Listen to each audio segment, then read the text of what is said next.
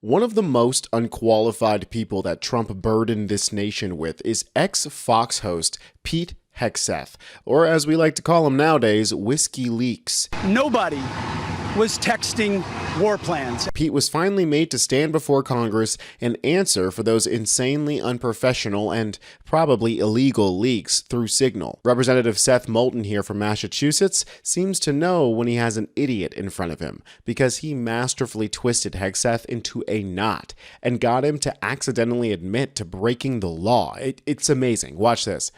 Secretary Hegseth, I'd like to clarify a few important details for the record. When you texted the launch time for F-18s going into combat over enemy territory facing anti-aircraft missiles on an unclassified Signal chat, did that launch time come from Central Command, yes or no?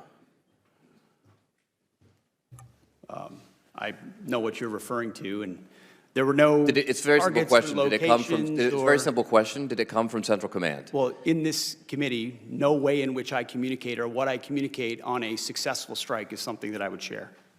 So you can't even identify the combatant command under which this operation occurred? Well, everybody knows the Okay, so everyone knows it's Central Command. So when Central Command sent you this information, did they send it on a classified system or an unclassified system?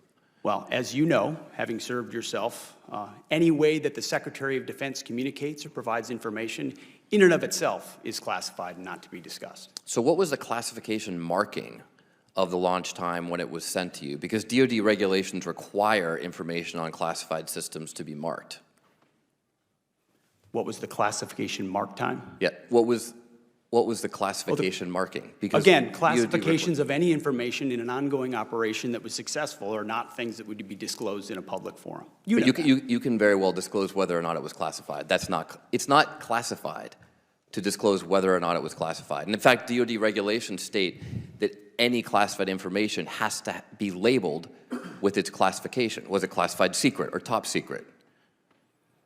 What's not classified is that it was an incredibly successful mission against the Houthis. Okay, so it was classified. So are you trying to say that the information was unclassified? I'm not okay, trying to say that's what anything. I thought. You're not saying that. So you took classified information from Central Command that had a classification marking on it, because that's what's required by DoD regulations, and you put it on an unclassified system. So we're going to get a report in a few days from the DoD Inspector General. And if the DoD Inspector General finds what is pretty obvious, both to you smiling there in the witness seat and to all of us up here, that the information was, in fact, classified, do you plan to take any accountability for that? As I pointed out at the time, you said that accountability is back. Does that not apply to you? as I said at the time, Congressman, there were no names, targets, locations, units, routes, sources, methods, no classified information. Okay, so if it comes back that it is classified, will you take accountability or not? We've already established, you've already admitted that it was classified because everything you get from CENTCOM is classified. You just explained that to me. That's how you justified not answering the question. Not what I said. I didn't confirm any classification or Okay, so if it is what confirmed, I know is that will you take everything accountability? I share, everything I talk about, Mr. Secretary, does accountability apply to you or not? is classified whether I talk or not. Does it apply to you or not? Does what apply to me or not? Accountability. You said accountability is back at the Secretary. And you know what? The Houthis were held accountable for shooting at our I'm just asking if it applies to you. very successfully. I'm not asking about the previous Houthis. administration let our ships get shot at, and nothing was done about it. And thankfully, because of the skill and courage of our troops on the battlefield, I'm just asking about we I reclaim my actually put them time. in a place I where reclaim they my time. called for a ceasefire. I reclaim my time. I'm just asking if accountability applies to you. It's a very simple question. We use leadership by example. Of course. Unlike, I serve at the pleasure of the president like everybody else does. So it only applies to the president, not to you. I serve at the pleasure. You talked about the success of the Houthi operation. About how much money did it cost? How much money did you spend on missiles shooting at the Houthis? Well, you'd have to compare that with what it cost. I'm just asking how much did it cost? Divert our shipping lanes around. I'm told the it's sea. several $100 million, maybe close to $1 billion. How many U.S.-flagged commercial ships have transited the Red Sea since your so-called successful operation? Well, thankfully, unlike the previous administration. The answer is zero. military vessels transit. No, I didn't ask just about this military week. vessels. I Well, which asked would about be the commercial precursor vessels. for How many civilian and commercial vessels? transit. It's been several weeks. How many commercial vessels, U.S. flagged, have Well, transited the would Red Sea? you, Mr. Congressman, put civilian ships The through questions dam are not to before me, military Mr. ships? Secretary, So they're to you. We have responsibly put military The answer ships is zero. through first. I reclaim my time. How many generals and admirals have you fired? I don't know the exact number, but You don't know the number. It's 8. Can you explain why any of them were fired? Like, just explain why was the Army JAG fired? Why did you fire him? they all serve at the pleasure of the president. And I think No, I'm just asking you why. General Kane is a great example. I'm just asking of a you leader why. that we And need you at probably this learned time. at Princeton what why means. Why did you fire him? They serve at the pleasure of the president, and we want Why a better did you representation fire in him? each and every of those. You can't each and explain every why one you of those fired any of places. them? Gentlemen's time's expired. Oof, someone should tell Pete Hegseth, the Secretary of Defense, that sharing classified data over an unclassified network is illegal. But Moulton wasn't the only one to rip into Hegseth.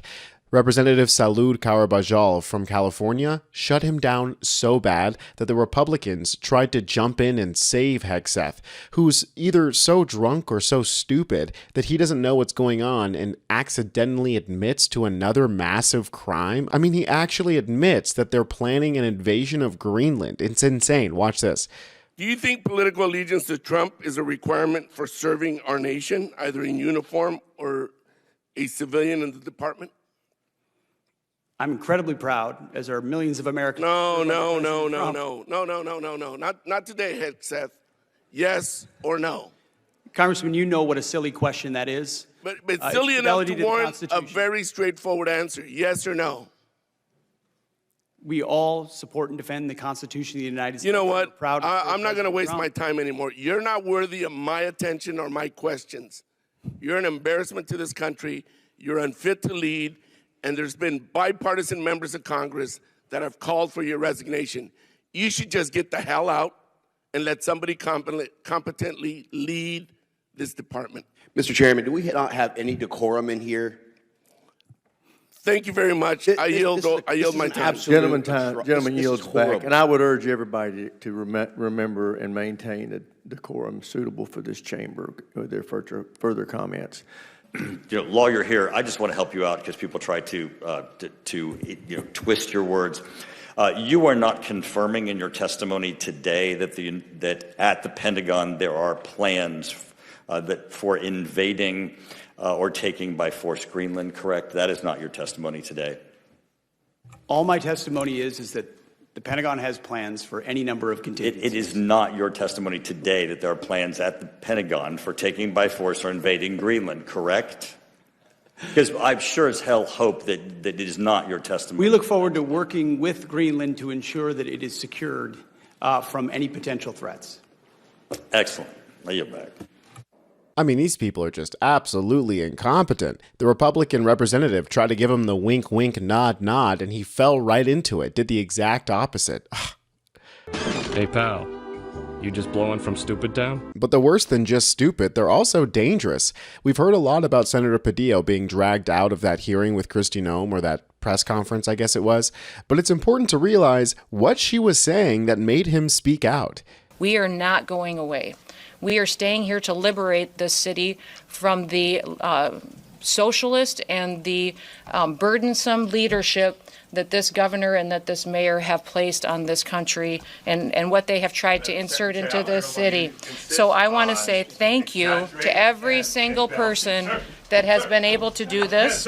I mean, absolutely insane. She's saying that she wants to occupy LA and free the city from the burdensome leadership of their elected officials.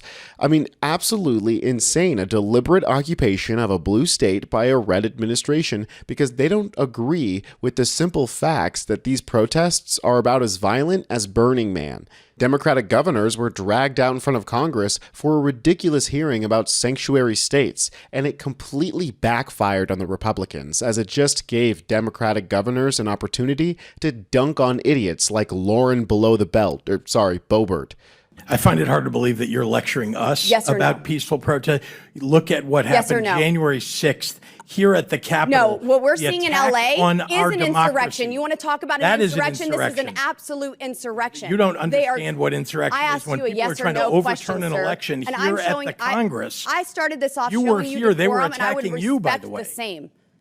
I would expect the same. I'm answering your question. It is outrageous it- that you are asking is us it these peaceful questions to when you're the one condoning to destroy pardoning of people who attack private and police government property right here at our Governor Capitol. Governor Hochul. Trump's lackeys and clowns are going to drag us all into World War III and who knows what other techno-dystopian hellscape. But hey, let it be known to history that Trump was not popular when he was doing it. Check out these new approval ratings out of CNN. Crackdowns, these raids that we've seen in California and beyond, and the protests in response. How's it impacting his approval? Yeah, I think the simple word here is hurt. It has hurt Donald Trump's popularity. You can see it right here. We have two new polls, Quinnipiac University, AP Newark. I got the prior poll for you on the screen. I got the now. This is the net approval rating. You can see this in Quinnipiac, -12 to -16. How about AP Newark? -16 to -21.